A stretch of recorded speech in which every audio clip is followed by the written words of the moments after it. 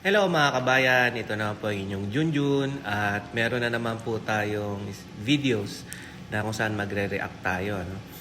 So mapapansin nyo, matindi yung mga, hindi naman salita, no? Pero matindi yung mga paninindigan ni Congressman Marcoleta. Lalong-lalo na po no, sa isang, sabihin natin sa isang samahan or sa isang lugar na nagtatrabahoan mo. So karamihan dyan, kaibigan mo eh. No, yung iba, hindi naman siguro ganun ka-close, pero karamihan dyan, mga kaibigan mo. So, ang nangyari ngayon dito sa video ay, syempre sinasabi niya yung kung ano yung naaayon doon sa rules ng Congress na parang ang gusto nila kasi, baliwalain na lang eh. Parang ganun. Parang, basta ganito ang sasabihin namin. Ito po, opinion ko lang, no? Reaction ko lang. Ganito ang sasabihin namin, ito ang gagawin mo pag ikaw ay pinatawag ng Congress. Which is, hindi naman dapat kasi may mga rules yan. No? So, dito po mga kababayan, ang natutunan ko dito is maganda na intindihin natin yung mga batas o mga rules ng bawat sangay no? ng gobyerno para at least tayong mga normal na mamayan ay medyo may kaalaman. Ano? Kaalaman sa pagdating ng mga technicalities no, na mga salita. Okay? At dito sa video makikita nyo na yun ang pinapaliwanag ni Congressman Marcoleta na sa palagay ko naman po ay nasa tama lang. Kung gagawin natin to ng tama, gawin na natin ng tama. Wag na yung paligoy-ligoy pa. No? So panoorin natin ang video. Again, is Junjun. Junjun is in. Members of the Commission on Audit, through your experience, let's say in the last 10 years, wala kayong may bibigay? Alam po ninyo kung bakit ko tinatanong ito? Kung marami po kayong na-issue, at alam ko marami talaga, na notices of disallowance, pupuntahin natin dito lahat, hindi lang ang Office of the Vice President at dapat umupo dito. Lahat na po ng inisyuhan nyo ng notices of disallowance must sit here para makagawa po kami ng mas maganda, mas balanse na batas. Kung pag-uusapan po ay ang paggamit nitong intelligence funds. Do you understand, Madam? Investigation in aid of legislation. Okay. Ngayon, dahil nahuli ako, sabi ko, teka muna, Mr. Chair, pwede po ba akong magtanong? Opo. Dito po kasi sa tuntunin ng ating committee, sabi kong ganyan, sa section 2, sinasabi, bago tayo magsimula, dapat merong preliminary determination na itong pinag-uusapan natin, Oho. ito nga yung privileged speech, ay principally and directly related to misfeasance, non-feasance, and malfeasance. Okay. Opo. Kasagot-sagot nung chairman. Chairman ng komite, oho. Sabi ko, kasi kung ang naririnig ko nga ito, pinag-uusapan nyo naman confidential fund at saka yung intelligence fund. Oo. Hindi ka ako nabanggit sa privilege speech ka ako ito. Binubulungan siya ng mga Opo, ng staff nasa tabi, niya. opo. Marami na siyang staff na abogado rin eh. Opo. Your Honor, sabi niya, hindi lang naman ganyan. Basta sinabi niya, anything that is in connection with public interest. O, yung confidential fund and intelligence funds are matters of public interest. Aha. Oh, nandun na ako, Mr. Chair. So, did you make a prior and preliminary determination na yung pag-uusapan natin na intelligence fund at saka confidential fund ay directly and principally Opo. related to malfeasance? Nasaan ka ako yung order mo? Oho. Nakalagay dito sa Section 4 at saka Section 5, gagawa ka ng order delimiting the investigation. Parang pre-trial order ito, kumbaga sa korte, sabi ko. Tama nga naman, oho. Nasaan yung pinirmahan mong order? Kasi kanya wala ka rito. Basta't sinabi namin, merong jurisdiction. Hindi nga ganun na nakalagay, there should be a preliminary determination. Oho. Pagkatapos, i-set out mo, by means of an order, ano-ano yung parameters, bakit konektado sa malfeasance? Oho. Malfeasance ba, non-feasance o misfeasance? Kailangan mo yan. Kailangan mo ipaliwanag. Nako. Oo, may pumunta. Alam mo naman yung mga agaw ano, may gumaganyan-ganyan na naman sa akin. Akala mo naman nakakaintindi yung mga yun. Yung isa, alam mo naman yun, huwag na natin banggitin. Opo. Hindi ko, ako naman, niniwala, mga kaibigan mo naman yung mga yan. Opo. Hindi, pero doon sa punto ko, ako naging ngiti sa bahay. Sa kasamang palad, kaibigan ko nga. Ayun na nga po ko, mga kaibigan nyo, kaya huwag na natin banggitin, baka magdamdam pa, no?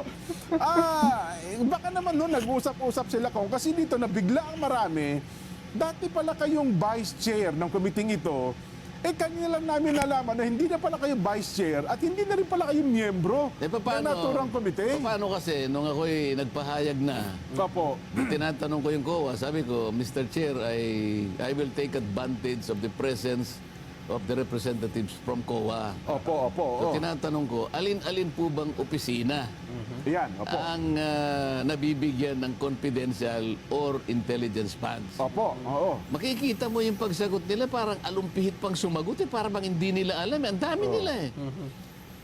Ano po, LGU po? Sino nga sa LGU? Ayun. Hindi ba yung mga opisina ng mayor? Hindi naman po. Oo nga, alin-aling opisina ng mayor. Sa dami ng mayor natin dito sa bansang ito, at saka mga gobernador, GOCCs, Office of the President, yung kapulisan, even the armed forces of the and then the intelligence agencies of this country are recipients of intelligence and confidential funds. Sino-sino, bigyan mo ko ng ballpark figure. Pati ballpark figure, o sabihin mo na lang, marami, medyo marami, o maraming marami. Hindi pa niya masabi yun eh. Wala siyang Because ano man ang sagutin niya doon, sasabi, marami pala eh, medyo marami pala eh. Opo. Ipatawag nating lahat, hindi lang ang opisina ng Vice President. Lahat para may confidential fund sa Kung intelligence ang fund. ginagawa natin, kung totoong gumagawa tayo ng panukalang batas, para mas magandang magawa natin, patawag mo yung marami. Panglahat. Opo. Hindi itong in-isolate mo lang na isa. Yun ang punto ko eh. Opo. Because I will later move, sabi ko. Doon ako inano na, Ayun. you cannot do that because you are no longer a member. Hindi kayo pwede mag-motion. O isipin mo. Oho. Gusto ko para wag lang humahaba lang eh. Tsaka Opo. magkakasamaan lang na loob eh. Gusto ko sana sabihin, paano niyo ako tinanggal? Sino po nagtanggal sa akin? Hindi niyo man lang ako kinausap.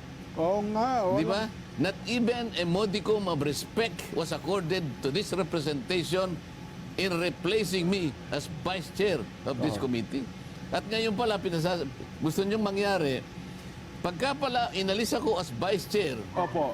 automatic pala ako, Hindi na- naalis din ako ng member. hindi na kayo miyembro ng komite. Paano nangyari yon, Oho. Nelson?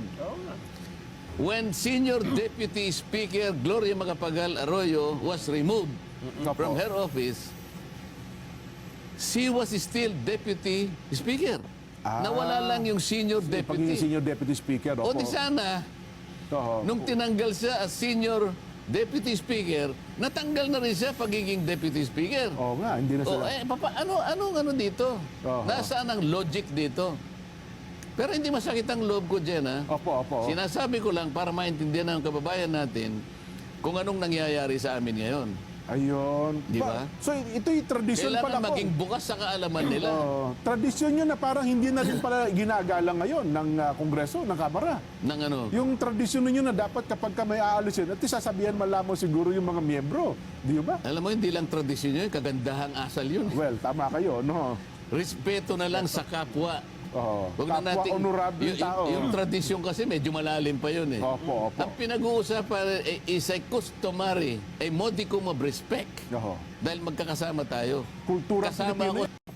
So ayan na nga po mga kabayan, napanood na natin yung kabuuan ng mga videos. At ano po sa palagay nyo? No? Ang gulo-gulo nila. Kasi po ganito yan eh. Ang tao na gustong gumawa ng tama, ang sabi nga eh, kung gusto, maraming paraan. Kung ayaw, maraming dahilan. Ano? So, ang tao na gustong gumawa ng tama ay gagawin niya ang lahat para maitama. Kasi po, lalong-lalo na sa politika, no? Mahirap kasi talaga yung magbato ka ng dumi. Kasi, hindi ko naman po sinasabi, ano, na may katotohanan, no? Ano, pero tayong mga taong bayan, random natin yon, nakikita natin yon sa bahagi po ng buhay natin, no, na nakikita natin yung mga namamahala sa lipunan ay meron talagang dumi yan. At ang rason or ang dahilan ng dumi nila, unang-una pera. Kaya nga po sabi ni Congressman Marcoleta dito is, kung alam ko, sabi niya nga doon, di ba? Alam ko na maraming kayong nabibigyan ng notice of disallowance na merong confidential funds. So tawagin natin sila dito. Ipatawag natin para magawa natin ng batas. Okay?